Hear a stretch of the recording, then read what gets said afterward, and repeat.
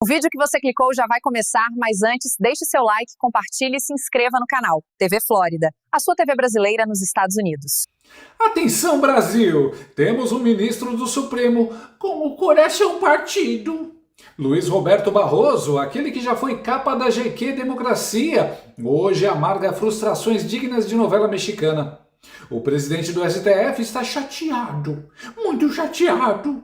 Motivo? A corte, que antes parecia uma fraternidade de toga emoldurada, virou uma espécie de Big Brother Brasília, com intrigas, alianças quebradas e um participante, Alexandre de Moraes, monopolizando o protagonismo do programa.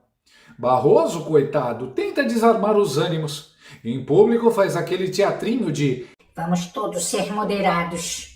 Tipo o professor que pede silêncio na sala enquanto o Xandão já quebrou todas as carteiras e soltou rojão no teto.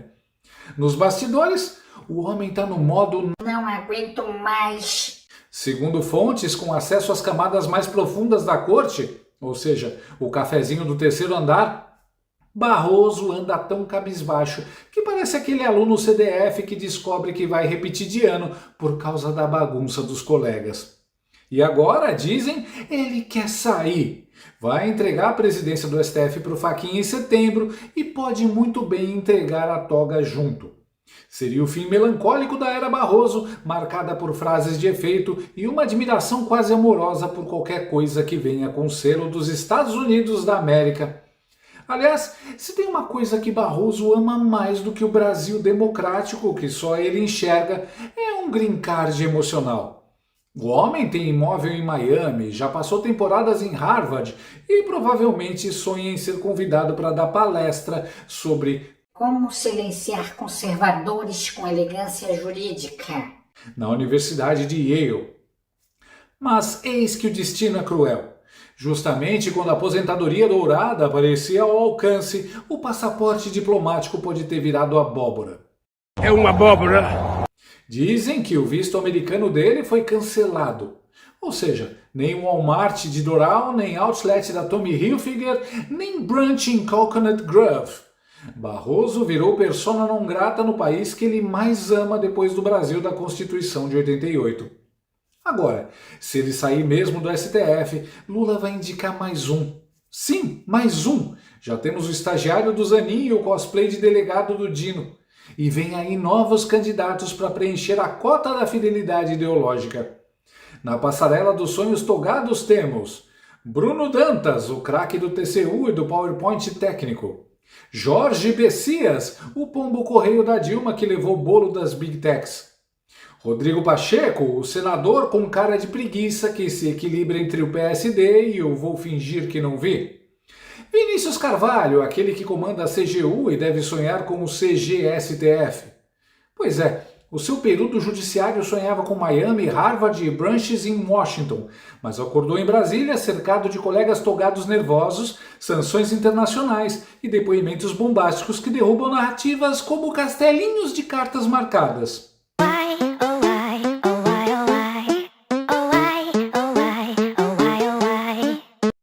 É sim, depoimentos. As coisas acabaram de ficar ainda piores para ele. Barroso está percebendo que trabalhar com a CIA pode te fazer ser banido dos Estados Unidos. Quem diria?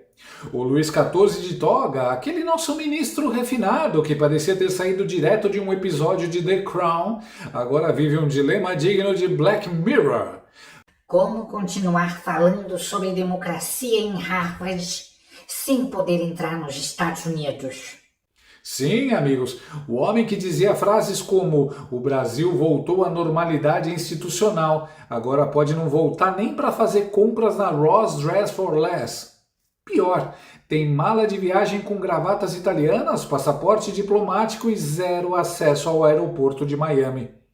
Tudo isso porque o passado voltou para morder, tipo episódio ruim de Stranger Things. E por que isso? Porque o Barroso, veja você, teve a brilhante ideia de dizer publicamente que pediu ajuda aos americanos nas eleições de 2022.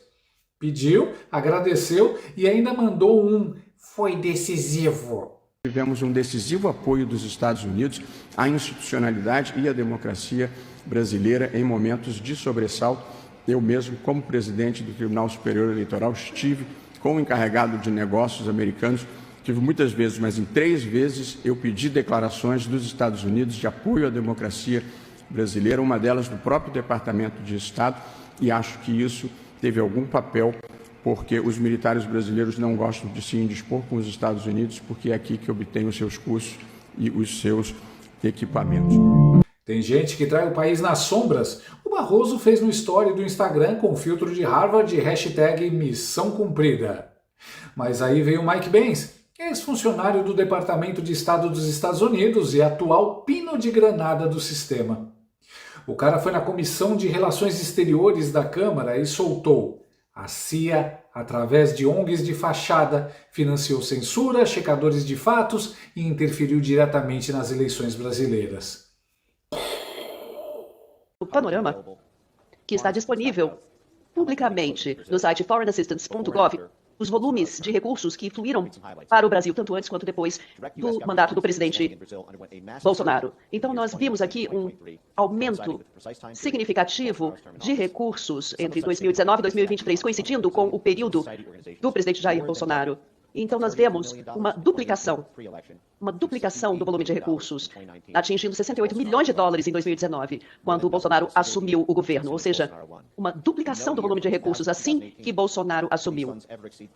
Anteriormente, esses volumes jamais excederam 46 milhões. Então, nós temos aqui o maior volume de recursos gastos pelos Estados Unidos no Brasil, assim que Bolsonaro assumiu. Então, nós vemos aqui um total de 87 milhões de dólares, quase 3 vezes o volume em meados do mandato do presidente Bolsonaro. E após o fim do mandato, uma redução de volta aos valores normais. Então, esse é a base de dados de gastos públicos. Então, o que eu estou tentando enfatizar aqui é que não é que o governo americano acreditava que, quando o Bolsonaro ganhou a eleição, que o Brasil precisava de 3 vezes o volume de ajuda. Não é isso. O que foi feito é 3 vezes o volume de recursos foram gastos para desenvolver os recursos, os ativos que seriam utilizados para atacar o governo. Antes de continuar esse relato, eu gostaria de colocar alguns fatos conforme reportados antes que eu passasse a adicionar meus próprios relatos. Então, é bem conhecido que a administração do presidente Biden interferiu na política brasileira. E na primeira declaração conjunta entre o presidente Biden e o presidente Lula, em fevereiro de 2023, vemos aqui uma discussão da relação entre Brasil e Estados Unidos. Mas talvez o público não tenha reparado que eles reafirmaram a intenção de reforçar a resiliência social contra a desinformação. E aí nós temos o presidente americano prometendo ajudar um governo estrangeiro a controlar suas fontes de informação. Então, aqui na estratégia integrada do Departamento de Estado para o Brasil, um documento público publicado 5 meses antes da última eleição brasileira, destacando aqui a desinformação em mídias sociais como algo que o Departamento de Estado americano e o USAID iriam proporcionar recursos, volumes para capacitação, o que significa treinar, prover recursos, fortalecer como instrumento, capacitar, instrumentalizar por parte do governo americano. Então, eu tenho aqui, nessa estratégia integrada para o Brasil, o Departamento de Estado de Joe Biden, o objetivo, fortalecer instituições democráticas. Traduzindo, são ativos do Departamento de Estado americano. Dólares americanos para apoiar organizações no Brasil. Nem em Narcos a gente viu algo tão explícito. O Ben citou nomes, datas, grana, contratos e até os bastidores da farsa democrática. As agências tipo Lupa, Aos Fatos e até a Abrage viraram, nas palavras dele, marionetes financiadas pelos americanos. Uma espécie de show de Truman, só que com checagem e censura em vez de câmera escondida. O TSE coordenou uma rede de organizações de verificadores de fatos, né, da coalizão de verificação de fatos, coordenando entre si e os EMBs, né? É aquele programa Fato ou Boato ao qual se referiu o ministro Barroso. Eles são parte da rede de órgão de gestão das eleições, ou seja, o TSE, né, para a censura de informações. Fato ou fake, um dos 9 verificadores de fatos que nós vimos anteriormente. Também na base de dados, né, do CEPS, trabalhando em parceria com o CEPS. Note that clearance will be done by journalists from G1, Então, temos o envolvimento de jornalistas do G1, o Globo, Globo News, TV Globo. The US government censorship network seems to really like Então, Globo. essa rede de censura gosta muito da Globo. They're listed Das organizações all here. Globo. Estão todos aqui na We'll lista. have more on Globo later. Já vamos falar mais sobre as organizações Globo. Radar, Radar, another US government censorship project. outro projeto de A censura project which uses a do combination governo americano. of algorithms and Projeto manual que research to find usa posts uma related combinação to de free feeds over a wide algoritmos variety of social media para platforms in Brazil. identificar postagens em uma série de plataformas no Brasil. Então, é possível então mapear o fluxo de desinformação e fazer previsões. Então, os agentes alimentam dicas linguísticas para identificar eventos de desinformação. Então, relacionados a narrativas falsas e pontuação abaixo de 5, provavelmente sendo desinformação. Então, aqui nós temos algoritmos de censura utilizados na rede de censura. Então, ITS Rio, currícula para questões de desinformação. É o Instituto de Tecnologia e Sociedade do Rio, que é um TSE Court Disinformation Flagging Partners. dos Yet another parceiros one. de The mission of the identificação de Institute of desinformação do Technology and TSE. Society Então, is to esse ensure that Instituto Brazil de and the Tecnologia e Global South Sociedade respond tem o creatively and objetivo appropriately de fazer com que o Brasil the e o opportunities Sul of the Global digital age respondam de forma by apropriada analyzing the legal, social, analisando economic and cultural dimensions of as technology to dimensões promote legais, better culturais e regulatory sociais practices para around promover melhores disinformation. práticas regulatórias em torno da Once desinformação. again, the US government Então, mais uma vez, o governo campaigning americano get fazendo regulations campanha passed that would be banned para a under the US aprovação de Constitution. regulamentações que seriam impossíveis no âmbito da Constituição americana. Seriam violações da Credibilidade. Constituição The americana. Trust Então, Project. projeto Develops the credibilidade. transparency standards. Então, nós temos aí promoção de